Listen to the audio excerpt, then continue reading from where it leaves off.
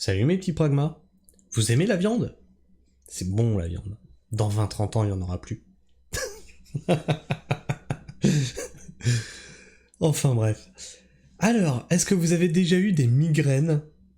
Et est-ce que vous avez déjà eu des migraines tellement insoutenables que vous avez dû aller consulter? Et bien là, on a quelqu'un qui a eu des migraines et qui se retrouve avec des parasites dans le cerveau. Alors, article anti-viande, réalité, je vous laisse juger, on va se lire cet article ensemble.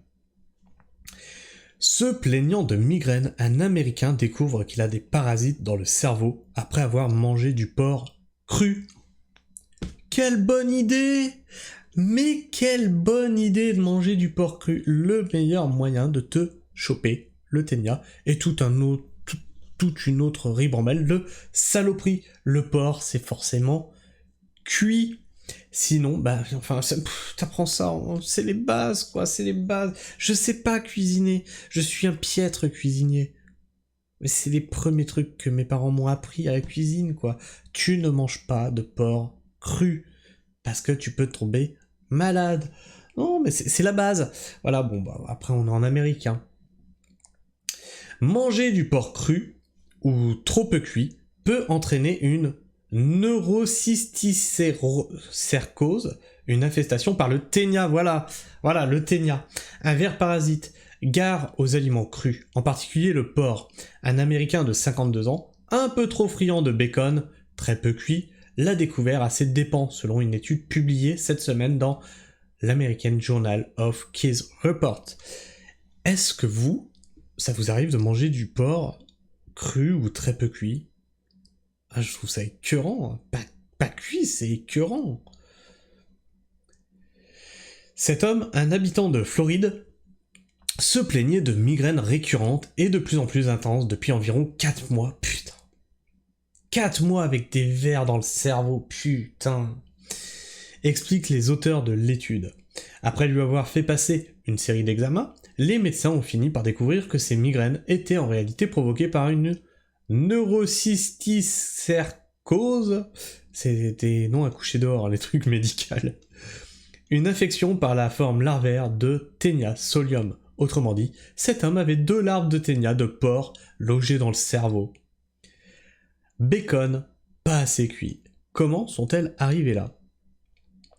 Les médecins pointent l'habitude qu'avait le quinquagénaire de manger du bacon pas assez cuit, ce qui lui aurait permis de développer une neurocysticércose par auto-infection.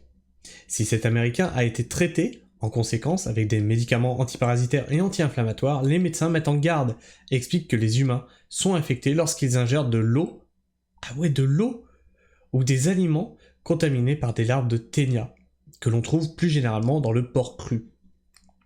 Mais aussi le poisson d'eau douce cru, comme le saumon. Eh bien, vous voilà prévenu. Attention aussi au saumon cru.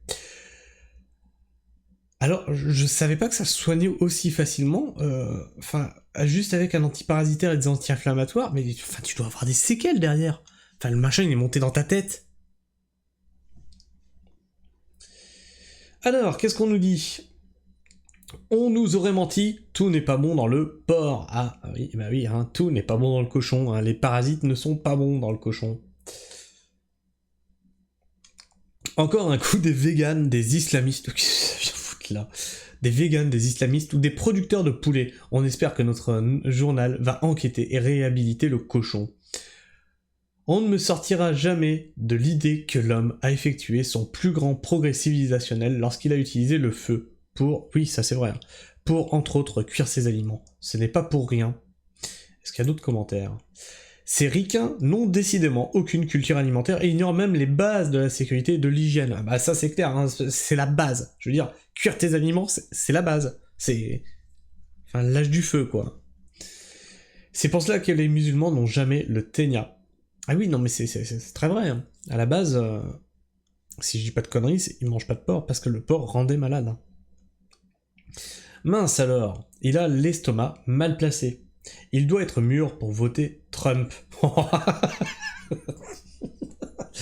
C'est méchant. Ça, c'est méchant. Non, je n'accepte pas. Ça m'a fait rire, mais c'est méchant. Enfin, bref, qu'est-ce que vous pensez de tout ça? N'hésitez pas à me le dire dans les commentaires, à me partager votre avis et votre opinion, à en discuter entre vous, bien sûr, dans le respect mutuel.